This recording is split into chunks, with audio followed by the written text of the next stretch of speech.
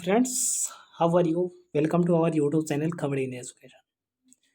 दोस्तों, इस वीडियो में हम बात करने वाले हैं जो 94,000 शिक्षकों की बहाली होने वाली है उससे संबंधित। क्योंकि आज आप लोग जान रहे हैं कि आज 4 नवंबर को पटना के हाई कोर्ट में एक बहुत ही बड़े केस की सुनवाई थी, जिसमें बीएड को जो प्राथमिकता मिली थी उससे संबंधित हरराम जी ने केस किया था। और आप लोगों को ये जानकारी है और ये जानकारी पूरी तरह से हो चुकी होगी कि ये जो हाई कोर्ट है उसने फिर से जो जिस समय नियुक्ति का फॉर्म भरा जा रहा था, जिस बेस पे नियुक्ति का फॉर्म भरा जा रहा था, यानी कि कहने का मतलब है कि बीएड बराबर डीएलएड। क्योंकि जब विज्ञापन दोस्तों निकला था तो ये विज्ञापन में बीएड और डीएलएड को इक्वल रखा गया था। लेकिन बीच बहाली में एक आपको याद होगा 17 दिसंबर 2019 को एक लेटर निकलता है जो कि बीएड वालों के लिए सरदर्द बना। क्योंकि बीएड वाले भी जो अभ्यर्थी हैं बहुत सारे फॉर्म भरे हैं और इस बहाली की जो आवेदन की प्रक्रिया थी कितनी गंदी थी, आप से बेटर कोई नहीं जानता है। क्योंकि एक एक अभ्यर्थियों को कम से कम 20,000 25,000 और किसी किसी अभ्यर्थियों को तो 50 से 60,000, यहाँ तक कि 80,000 रुपये तक भी अभ्यर्थियों को खर्च करने पड़े हैं। और उसके बाद डीएलएड को प्राथमिकता देना कहीं ना कहीं बीएड वाले जो अभ्यर्थी हैं उनका परेशानी का बहुत बड़ा सबब बना हुआ था। तो दोस्तों, इससे संबंधित अभी तक जितने भी अखबार हैं, करीब करीब दैनिक भास्कर, दैनिक जागरण, हिंदुस्तान, सभी ने उस पर अपना प्रकाश डाला है। तो आज मैं आपको जो दिखाने वाला हूँ ये दैनिक जागरण की रिपोर्ट है। तो आइए हम लोग इस दैनिक जागरण की रिपोर्ट को पूरी तरह से समझते हैं और इस केस के बारे में पूरी डिटेल से जानकारी लेते हैं हम लोग कि कहाँ, कब और कैसे क्या क्या हुआ था। इसका हेडिंग आप लोग देख पा रहे होंगे कि पटना हाईकोर्ट का आदेश, 94,000 शिक्षकों की नियुक्ति में बीएड वालों को भी समान मौका। यानी कि फाइनली ये आप लोग स्पष्ट समझ चुके होंगे कि जो बीएड वाले अभ्यर्थी हैं उनको डीएलएड के समान ही मौका मिलेगा। क्योंकि जैसे ही ये लेटर इशू हुआ था 17 दिसंबर को, तो वाईबी गिरी सर ने एक बात कही थी जो कि बहुत ही महत्वपूर्ण और नोटिस करने वाली बात थी कि जिस प्रकार से इस खेल में अगर नियम को नहीं बदला जा सकता है, उसी प्रकार से आप बीस बहाली में किसी भी प्रक्रिया को नहीं बदल सकते हैं। तो आइए देखिए कोर्ट में आज क्या क्या हुआ है, पूरा डिटेल से इसमें दिया हुआ है। तो पटना हाईकोर्ट ने बुधवार को एक महत्वपूर्ण आदेश में कहा कि प्राइमरी शिक्षकों की बहाली में केवल डीएलएड की योग्यता वाले अभ्यर्थी को ही प्राथमिकता देना उचित नहीं होगा। इसीलिए मेरिट लिस्ट में डीएलएड एवं बीएड की सूची साथ साथ बनाई जाए। अदालत ने कहा कि राज्य सरकार का यह फैसला गलत होगा कि शिक्षकों की बहाली में डीएलएड डिग्रीधारियों की कमी होने के बाद बीएड डिग्रीधारियों को मौका दिया जाएगा। न्यायमूर्ति अनिल कुमार उपाध्याय की एकल खंडपीठ ने हरिराम कुमार एवं अन्य याचिकाओं पर सुनवाई करते हुए कहा कि शिक्षक बहाली से संबंधित नियम जब एनसीटी बनाती है और एनसीटी ने कहीं भी यह अधिसूचना प्राथमिकता शब्द का जिक्र नहीं किया है, तो बिहार सरकार का पत्रांक 1677 जो निकला था 17 दिसंबर 2019 को,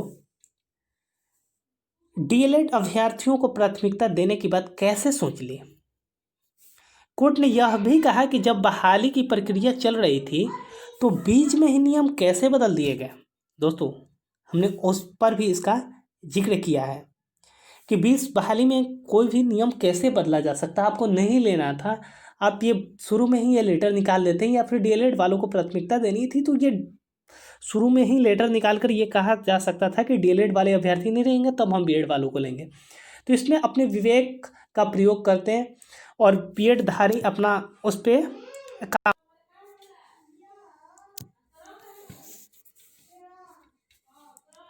जाने क्या था मामला। मालूम हो कि हाल ही में केंद्रीय विद्यालय की प्राथमिक कक्षा 1 से 5 में शिक्षकों की बहाली बीएड एवं डीएलएड डिग्रीधारियों को एनसीईटी ने समान मौका दिया था, जिसमें प्राथमिकता शब्द का जिक्र नहीं किया गया और न ही नियमों को बदलने में कोई सूचना दी गई। सुनवाई के दौरान वरीय अधिवक्ता वाईवी गिरी ने कहा कि प्राथमिक स्कूलों के शिक्षकों के नियोजन के लिए केवल 2 वर्षीय डीएलएड पास प्रशिक्षित शिक्षकों की नियुक्ति की बात कही गई थी, जबकि विज्ञापन में इस बात की चर्चा नहीं की गई थी कि न्यायालय के मामले की सुनवाई करते हुए राज्य सरकार अपनी नीति सुधार लाते हुए 7 सितंबर तक जवाब देने के लिए भी कहा है, जिसमें यह स्पष्ट होना चाहिए कि शिक्षक नियोजन प्रक्रिया 2 वर्षीय डीएलएड पास अभ्यर्थियों को बीएड पास अभ्यर्थियों की तरह समान मौका दिया जाएगा। अब दोस्तों इसको देखने के बाद आपको ये स्पष्ट हो गया होगा कि मामला क्या है। अब दोस्तों कुछ ऐसे भी अभ्यर्थी हैं जो कि व्यूवर फैला रहे हैं कि ये जो लेटर है उसे रद्द किया गया है, डीएलएड वालों की प्राथमिकता अभी पूरी तरह से गई नहीं है, और ये कोर्ट ने सरकार को डिसाइड करने के लिए कहा है कि आप चाहें तो प्राथमिकता दे सकते हैं या फिर नहीं भी दे सकते हैं। तो मैं उन बातों को स्पष्ट कर दूं क्योंकि आप लोग भी इस कन्फ्यूज़न में नहीं रहिएगा, और ये बात बहुत ही आपको ध्यान देने वाली बात है और बहुत ही नोटिस करने वाली बात है कि जब लेटर को रद्द ही कर दिया गया, जो 17/12 को लेटर निकला था, तो जब उसे रद्द ही कर दिया गया तो फिर प्राथमिकता का फिर बात कैसे रह सकती है कि सरकार अपने विवेक का प्रयोग करते हुए अपना प्राथमिकता रख सकती है या फिर नहीं रख सकती है। हाँ, अगर रखने की बात होगी तो इस 94,000 शिक्षकों की बहाली में तो नहीं हो सकता है। अब दोस्तों बात होती है कि क्योंकि 17/12 वाला जो डीएलएड प्राथमिकता का लेटर रद्द कर दिया गया, अगर रहता तो कोर्ट जो थी वो इसे रद्द नहीं करती कि नहीं, सरकार ने अपना विवेक का प्रयोग करते हुए अपना सही फैसला लिया है, तो प्राथमिकता अब नहीं रह सकती है। अगर बाय द वे डीएलएड अभ्यर्थी कहीं उन जैसे अभ्यर्थी जो थे जिन्होंने इसमें बड़ी भूमिका निभाई थी प्राथमिकता दिलवाने में, तो वे आपको ब्यूमर कर रहे हैं, ब्यूमर फैला रहे हैं, या फिर किसी साजिश के साथ हो सकता है कि फिर से करवा दें अधिकारियों को गलत सिखा पढ़ाकर या फिर कुछ लालच देकर। और बात अलग है, यहाँ पर बीएड वालों को थोड़ा ध्यान देना होगा, और जो बीएड वाले अभ्यर्थी हैं उनको थोड़ा अपनी एकता बनाए रखनी होगी, इस पर नज़र बनाई रखनी होगी कि सचिवालय से कोई फिर से वैसा कोई हरकत ना कर दे जैसा पिछले बार हुआ और उसका परेशानी इतने सारे अभ्यर्थियों को झेलनी पड़ी।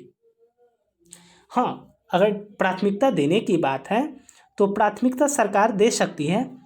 तो उसको विज्ञापन से पहले देना होगा, यानी कि नेक्स्ट जब भी बहाली निकलती है तो नेक्स्ट वाली बहाली में वो प्राथमिकता दे सकती है, लेटर निकाल कर दे सकती है कि हम इसमें डीएलएड वालों को लेंगे, सीट बचेगा तभी बीएड वालों को लेंगे। तो उसमें कोई भी हस्तक्षेप नहीं कर सकता है, चाहे वो बीएड वाले अभ्यर्थी हों चाहे डीएलएड वाले अभ्यर्थी हों। लेकिन इस 94,000 बहाली में तो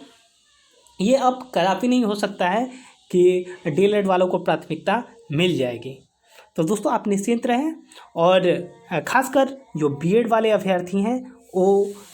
सचिवालय पे अपना नज़र बनाएं, जो भी इसका नेतृत्व कर रहे हैं और जो भी नेतृत्व करता है वो हमेशा सचिवालय का चक्कर लगाएं कि कहीं फिर से भी कोई ऐसे तत्व जो बरगला कर अधिकारियों को या फिर किसी भी तरह फिर से वो कहीं ना कहीं लेटर न निकलवा लें। तो दोस्तों इन सभी खबर के लिए आप बने रहिए। अगर आप पहली बार इस चैनल को विजिट कर रहे हैं तो प्लीज़ इस चैनल को सब्सक्राइब करके बेल आइकन दबा लें, ताकि बिहार शिक्षा विभाग और बिहार शिक्षक बहाली से संबंधित कोई भी खबर ना छूटे।